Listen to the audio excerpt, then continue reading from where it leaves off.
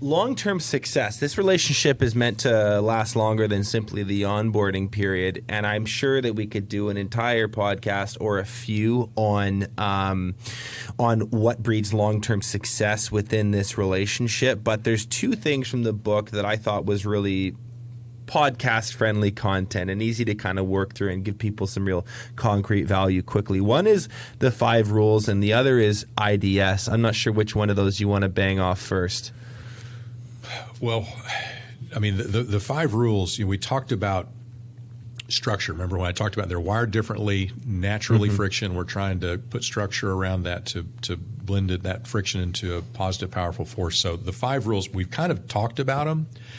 But just to kind of tick them off and then you dive in wherever you want, the first one is to stay on the same page. So it's being super intentional about doing the work, and we've got a same page meeting discipline that we teach to really become 2 halves of that same brain.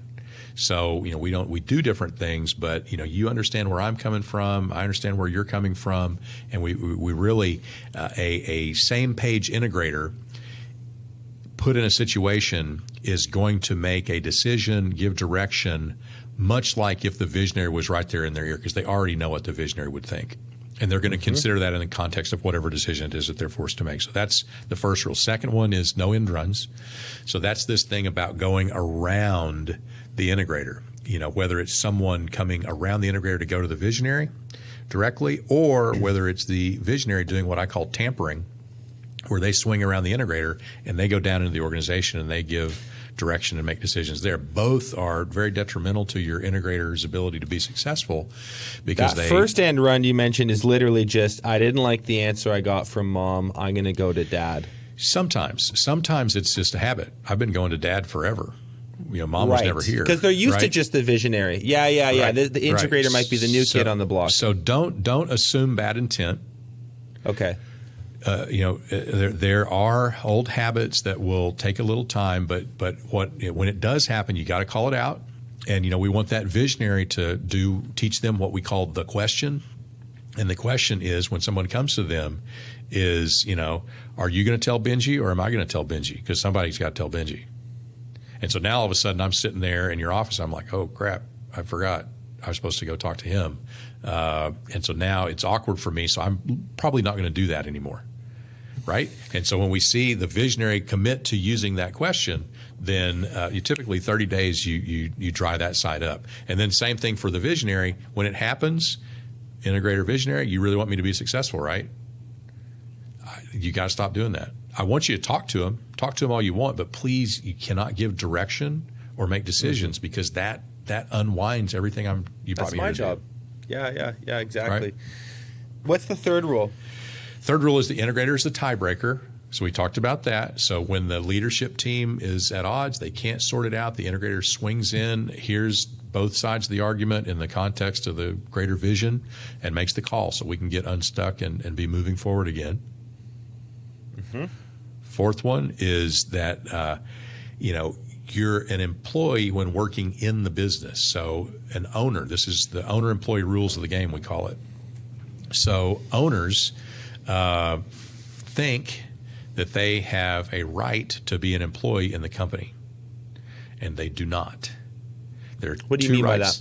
Well, there's 2 rights that are inherent to being an owner in a business. One is I get my right to my share of the profits based on whatever percentage I own and however that works. 2 is I have my right to a say in the major decisions of the business. So we're going to take on a new investor. We're going to take on big debt. We're going to buy a building. We're going to sell a company. We're going to buy a company. Things like that, not the day-to-day stuff. Other than that, that's it.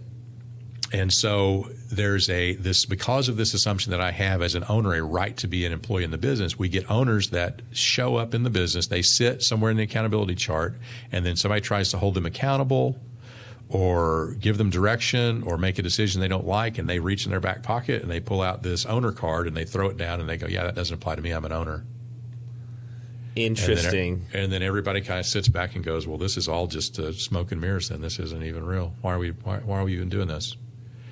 So you're not saying that an owner can't be an employee. An owner does have a right to be an employee within the business, just to be clear. But if they are, they have to play by the rules of the employees. Yeah, they're not entitled to be an employee in the business.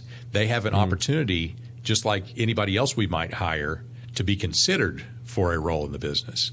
But we should be putting the best person for the job in that seat. And if they're going to be in that seat, they frankly should be held to a higher standard than what we hold everybody else to.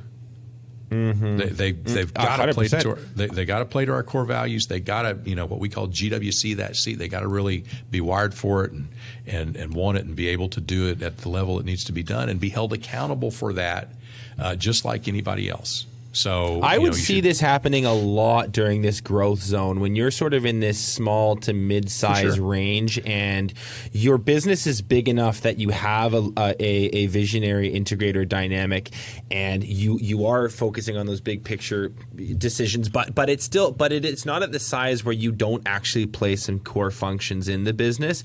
I could see you getting yourself into huge trouble with your team because using that owner card is just so seductive. Yeah, you can't help it. You know? And again, a lot of times they've been taught that.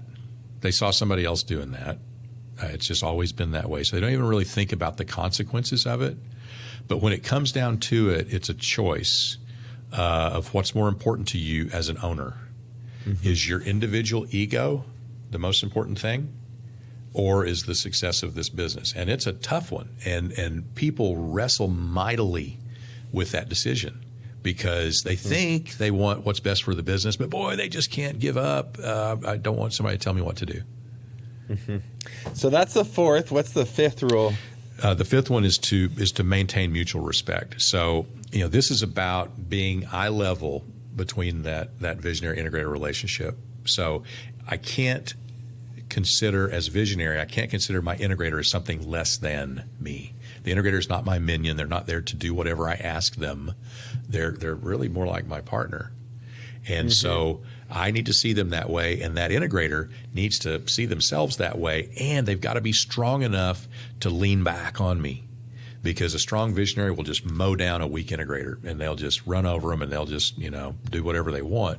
The integrator's got to be confident and push back so we get this nice kind of balance it's based on mutual respect. And we must never, above all else, say anything bad about each other in front of anybody else in the company. Right? Parenting is the same way. So exactly. So you can't be out there going, oh, what? I mean, it's just, that's just, again, it unwinds the integrity of everything we're trying to do. That mutual respect thing sounds really delicate and challenging to manage in a few ways. Number one, visionaries tend to have a lot of swagger, and sometimes I'm not one of these people that thinks that ego is terrible and the root of all evil. There's a healthy amount of ego that you need and swagger that you need to do anything remarkable. So visionaries have probably inherently more of that than most integrators. The second thing is the equity piece. Not every time, in not every example, is the integrator going to own a 50% share. So this partnership thing is a conceptual.